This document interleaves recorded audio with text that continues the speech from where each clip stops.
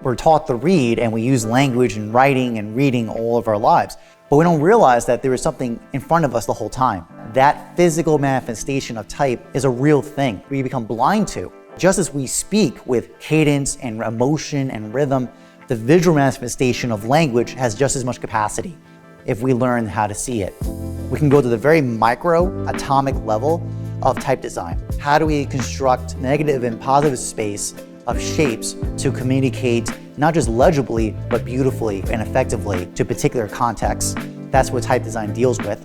You take it for granted that we all read normally. That's not necessarily true. The average reading level of an US adult is 8th grade, a middle schooler. This has been a steady statistic in education for over 50 years. The dirty secret of education, our students are failing and going into the workforce not necessarily reading at the level they could be reading at. And by the way, just because you're not reading well does not mean you're not intelligent.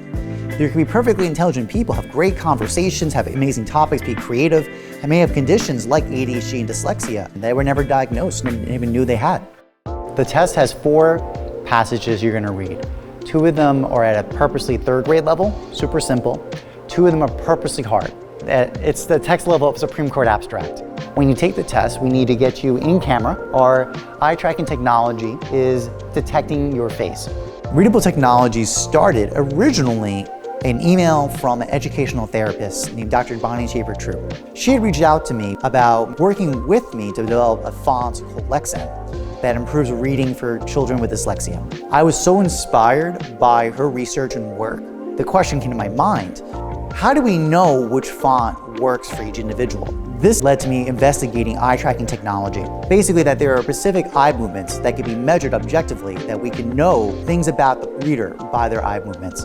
So this led to the establishment of the company Readable Technologies. So we can tell you how fast you're reading, if you're at risk for conditions like ADHD and dyslexia, from the distinct eye movement patterns that we see in a way that's objective and not necessarily skewed by bias. Because it is true that generally there is a strong correlation between lower economic status and race and underdiagnosis as well. They tend to be mislabeled as disruptive behavioral problems and not necessarily being investigated for these neurological conditions like ADHD and dyslexia. But in reality, they can take our tests and find out they're different.